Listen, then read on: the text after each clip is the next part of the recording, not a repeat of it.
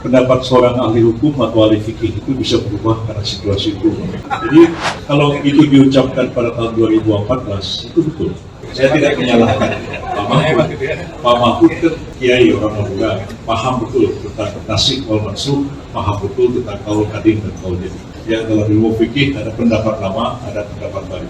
Mahaguru Hukum Tata Negara Profesor Yusril Iza Mahendra saat ikut menjadi ahli pada sengketa hasil pemilu 2014 dan bersaksi di MK pada tanggal 15 Juli mengatakan bahwa penilaian atas proses pemilu yang bukan hanya pada angka harus dilakukan oleh MK. Pandangan ini bukan pandangan lama, melainkan pandangan yang selalu baru, yang justru terus berkembang sampai sekarang. Menjadikan MK hanya sekedar mahkamah kalkulator, menurut Pak Yusril, adalah justru merupakan pandangan lama yang sudah diperbarui sekarang.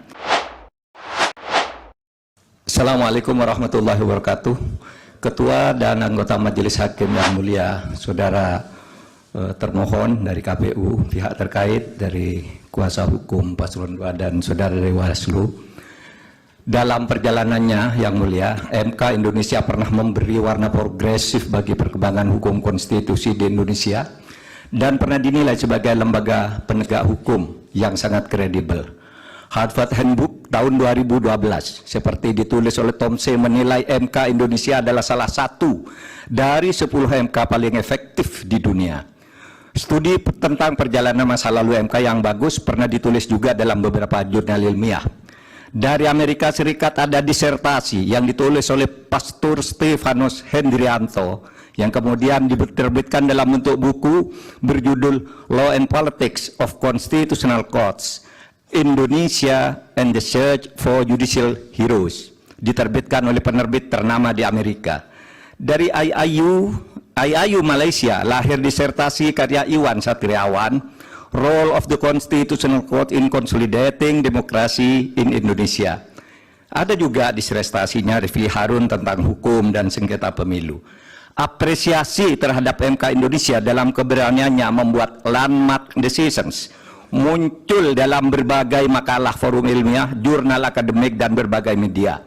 Bahkan dalam konteks penyelesaian sengketa pemilu, Begawan Hukum Sacipto Raharjo pernah menulis tulisan di harian Kompas 14 Juli 2009 dengan judul Tribute untuk Mahkamah Konstitusi, yang di dalamnya mengatakan begini: mungkin kita perlu mendirikan sebuah monumen agar orang selalu mengingat bahwa Indonesia pernah memiliki Mahkamah Konstitusi yang bekerja dengan penuh penghormatan, tidak takut terhadap intimidasi. Harian Media Indonesia 7 Juli 2009 menulis editorialnya dengan judul Hormat untuk Mahkamah Konstitusi, yang alinea pertamanya dimulai dengan kalimat untung ada Mahkamah Konstitusi. Majelis Hakim yang mulia, salah satu kunci pernah banjirnya apresiasi terhadap MK adalah keberanian MK dalam membuat landmark decisions, keputusan monumental dengan berani menembus masuk ke relung keadilan substantif sebagai sukma hukum, bukan sekedar keadilan formal prosedural semata. Dalam hal pengujian undang-undang misalnya, teori OPL atau Open Legal Policy itu lahir atau sekurang-kurangnya secara resmi digunakan pertama kali oleh Mahkamah Konstitusi. Dalam hal pelaksanaan pemilu, MK memperkenalkan pelanggaran TSM yang kemudian diadopsi di dalam tata hukum kita. Mahaguru Hukum Tata Negara Profesor Yusril Iza Mahendra saat ikut menjadi ahli pada sengketa hasil pemilu 2014 dan bersaksi di MK pada tanggal 15 Juli mengatakan bahwa penilaian atas proses pemilu yang bukan hanya pada angka harus dilakukan oleh MK. Pandangan ini bukan pandangan lama, melainkan pandangan yang selalu baru, yang justru terus berkembang sampai sekarang. Menjadikan MK hanya sekedar mahkamah kalkulator, menurut Pak Yusril, adalah justru merupakan pandangan lama yang sudah diperbarui sekarang. Di berbagai negara judi selektivisme banyak dilakukan oleh Mahkamah Konstitusi maupun Mahkamah Agung.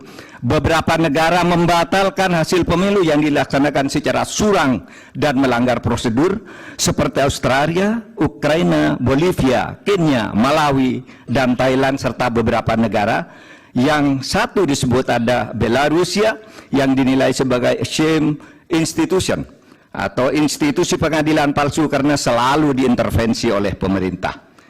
Akhirnya kami tahu sungguh berat bagi MK dalam sengketa hasil pemilu ini. Pastilah selalu ada yang datang kepada hakim yang mulia untuk mendorong agar permohonan ini ditolak.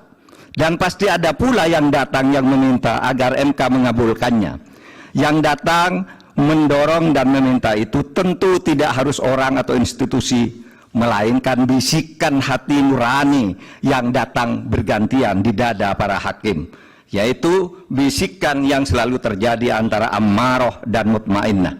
Saya memaklumi tidak mudah bagi para hakim untuk menyelesaikan perang batin ini dengan baik, tetapi akhirnya kami berharap MK mengambil langkah penting untuk menyelamatkan masa depan demokrasi dan hukum di Indonesia. Jangan sampai timbul persepsi bahkan kebiasaan bahwa pemilu hanya bisa dimenangkan oleh yang punya kekuasaan atau yang dekat dengan kekuasaan dan mempunyai uang berlimpah.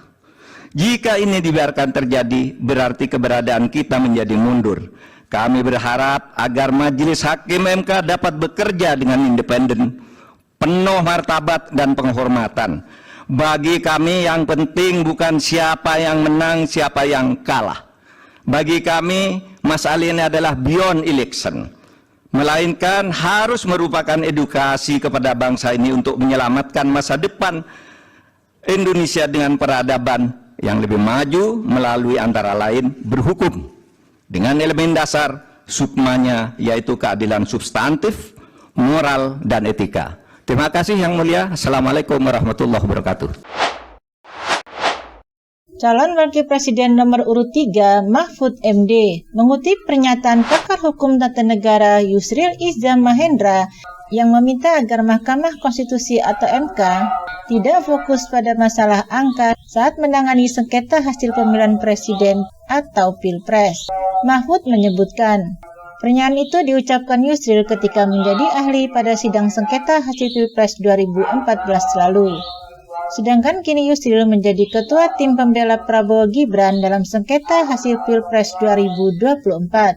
Maha Guru Hukum Tata Negara Profesor Yusril Iza Mahendra saat itu menjadi ahli pada sengketa hasil pemilu 2014 dan bersaksi di MK pada tanggal 15 Juli mengatakan bahwa penilaian atas proses pemilu yang bukan hanya pada angka harus dilakukan oleh MK.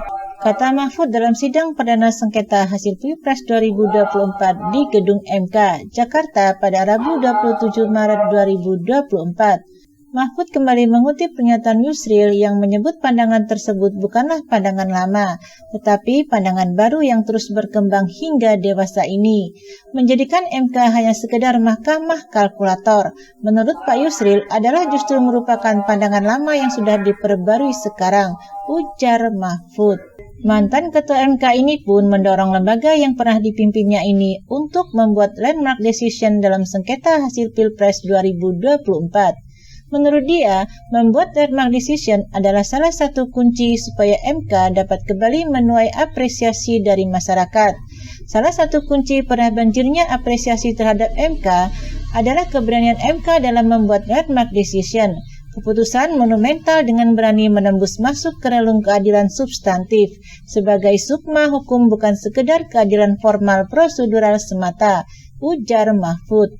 Mantan Menteri Koordinator Bidang Politik, Hukum, dan Keamanan ini menyebutkan, MK di beberapa negara pun berani untuk membatalkan hasil pemilu yang dilaksanakan dengan curang, antara lain Australia, Ukraina, Bolivia, Kenya, Malawi, dan Thailand. Namun, Mahfud menekankan bahwa sengketa ini ia ajukan bukan untuk menang atau kalah, tapi mengedukasi bangsa Indonesia agar menyelamatkan masa depan dengan peradaban yang lebih maju.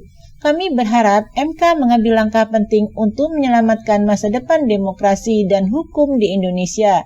Jangan sampai timbul persepsi Bahkan kebiasaan bahwa pemilu hanya bisa dimenangkan oleh yang punya kekuasaan atau yang dekat dengan kekuasaan dan mempunyai uang berlimpah, kata Mahfud.